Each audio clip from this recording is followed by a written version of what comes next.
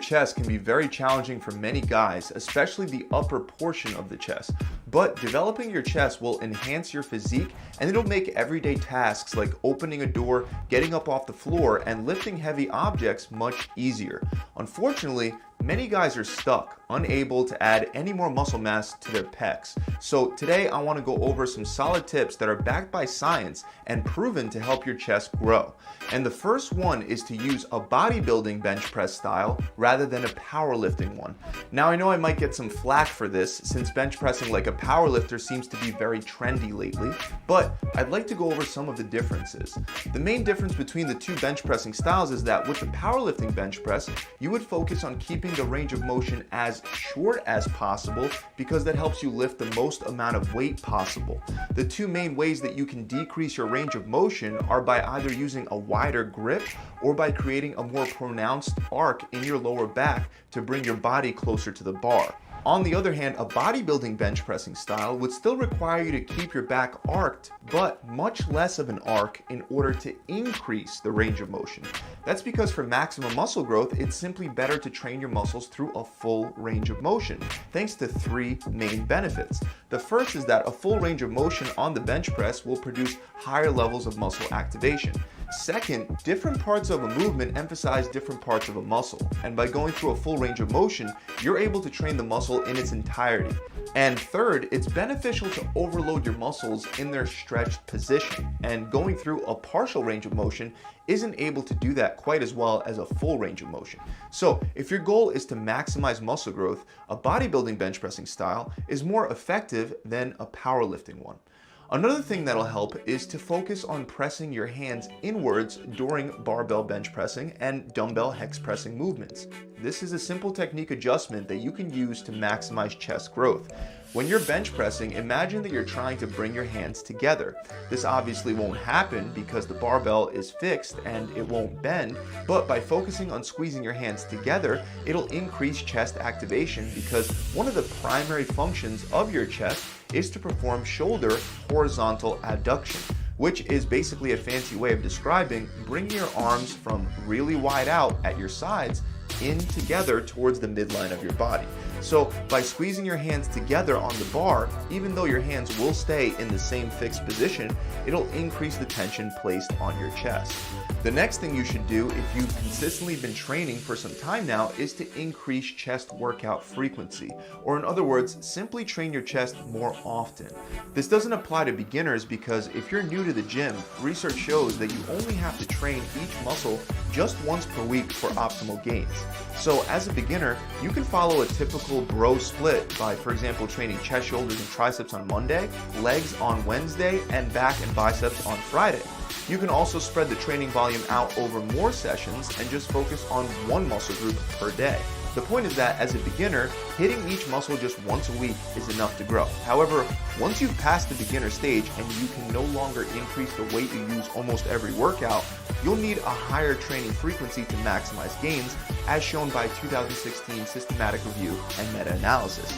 The researchers concluded that training twice a week promotes more muscle growth compared to just once a week.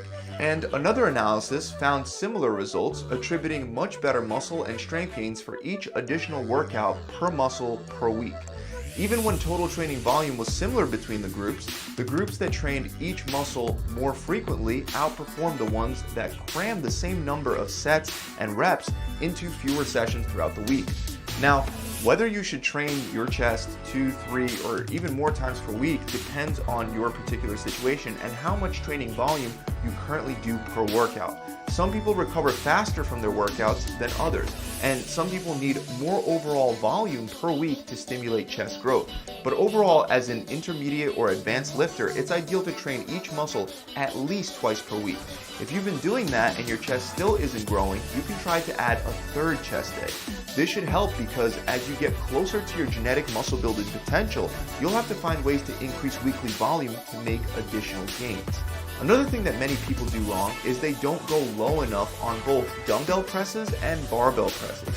Many people only lower the weight down until their arm is just about parallel to the floor, and sometimes they won't even get to parallel before pressing back up.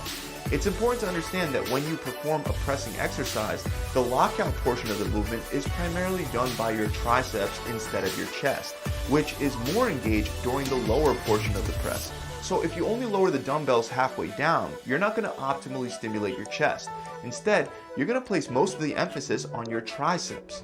So make sure to fully lower the weight unless you have some shoulder problems that lead to pain when you bring the bar or dumbbells too low. Otherwise, if you have healthy shoulders, you should try lowering the bar until it touches your chest. When you train with dumbbells, you can actually lower the weight even further. So make sure you take advantage of that if you're trying to add muscle to your pecs. The next chest growth tip is very important for those of you that are stuck at a plateau. You'll want to alternate the amount of weight and reps that you do for your major chest exercises. Research suggests that training with a wide range of different rep targets produces more muscle growth than always sticking with the standard 8 to 12 reps per set. For example, in a study published in the Internal Journal of Sports Medicine, researchers divided men into two groups. One group performed a constant rep resistance training routine where they performed each set for 8 to 12 reps. Meanwhile, the other group performed a varied rep routine. Participants in this group switched up their rep ranges each workout. So they would perform 8 to 12 reps on one day, then 20 to 30 reps the next day, and finally only 2 to 4 reps on the following training day. Both groups did this for 8 weeks, and even though both groups gained a significant amount of strength and muscle mass, the researchers noted that muscle growth effect sizes were more favorable for the varied group over the constant group. While the differences between the groups weren't huge, and the researchers concluded that both options can be effective for muscle growth, based on the study, it seems varying your rep ranges has a slight advantage. This fits very well with my personal experience, and it makes sense because the data shows that you need a variety of rep ranges to maximize growth in all types of muscle fibers. Remember, you have type 1 slow twitch muscle fibers that are more responsible for endurance-based activities, and type 2 fast twitch muscle fibers, which are more for explosive and heavy lifting activities.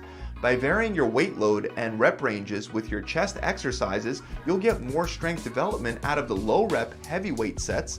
Meanwhile, you'll develop more resistance to fatigue from the high rep low weight sets. My personal recommendation that has worked well for me is to stick to one rep range for a few weeks before switching to a different rep range, as that will give you enough time to master that rep range and get stronger at it before you switch. My favorite rep ranges to switch between are a low 3 to 4 reps, a moderate 6 to 10 reps, and a high 12 to 20 reps. Another tip is to not go overboard with incline presses. It's all too common for someone to have a lagging upper chest because in almost all lifters, the upper chest is underdeveloped compared to the lower chest. The common advice for this issue is to just raise the incline on the bench to put extra emphasis on the upper chest. And even though this is a good strategy, many people go overboard with the angle because they think that the more inclined the bench is, the more they'll hit their upper chest. But a steep incline isn't necessarily better for upper chest development or for chest growth in general. For example, a recent 2021 study looked at the effects of 5 different bench pressing angles on muscle activation. These angles included 0 degrees or flat, 15 degrees, 30 degrees, 45 degrees, and 60 degrees. The results showed that an incline angle of 30 degrees was able to produce greater activation of the upper portion of the chest. However, the results also showed that inclining the bench higher than 45 degrees produced significantly higher shoulder activation while decreasing chest activation. And the funny part is that most gym equipment manufacturers haven't caught up to the science. After all, this is a pretty new 2021 study. So most of the fixed incline barbell bench pressing machines that you see in gyms have too steep of an angle to maximize chest activation. If that's the case in your gym, which it probably is, I recommend you take one of the regular adjustable benches and set it up at about a 30-degree angle inside of a squat rack. Another thing that you should do to help your chest grow is use cables, specifically perform cable presses. You see, one of the limitations of barbell and dumbbell presses is that you push your hands straight up instead of inwards. And if you squeeze your hands together, like we talked about earlier, it definitely helps to target the chest, but it still only creates an isometric contraction. Meanwhile, cables allow you to incorporate that horizontal adduction component that we were talking about earlier automatically throughout the entire movement because your hands are literally being pulled apart. Cable chest presses also provide other unique benefits. For example, cables allow you to train your chest through a full range of motion.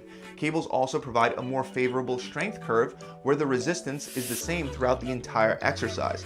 And cable exercises allow you to take smaller steps up in the weight load that you choose. This is beneficial because sometimes you won't be able to jump up in dumbbell weight by 5 pounds in each hand, but you'll be able to slightly up the weight on the cable presses. This is why I encourage you to mix some cable pressing exercises into your routine. With that said, cable chest presses should be done seated or laying down. If you stand while doing them, the weight will pull you back and you're going to be challenged more so with stabilizing your body rather than actually training your chest.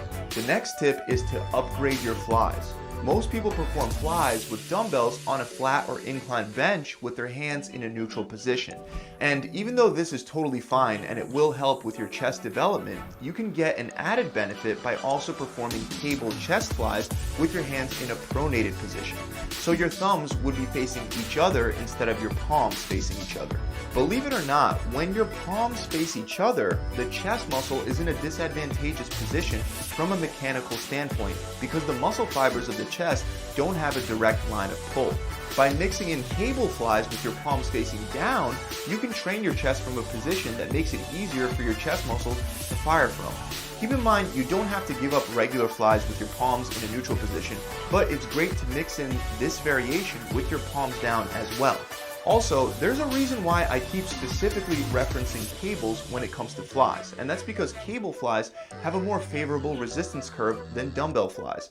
When you use dumbbells, the bottom portion of the fly requires a lot of effort, but as you get closer and closer to the top of the movement, you lose almost all the tension on your chest.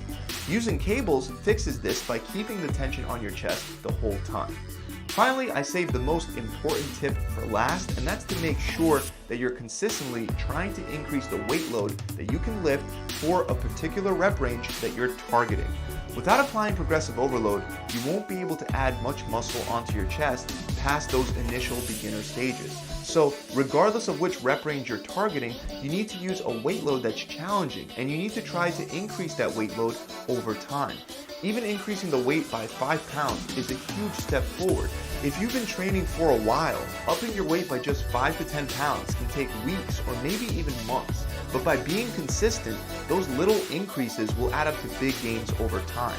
Position your barbell and dumbbell pressing exercises towards the beginning of your workout and try the variated rep strategy that I talked about from earlier to help you build up your pressing strength. Doing that in combination with a good diet where you're taking in enough protein should lead to muscle growth. So that about wraps it up, guys. Make sure you subscribe to the channel.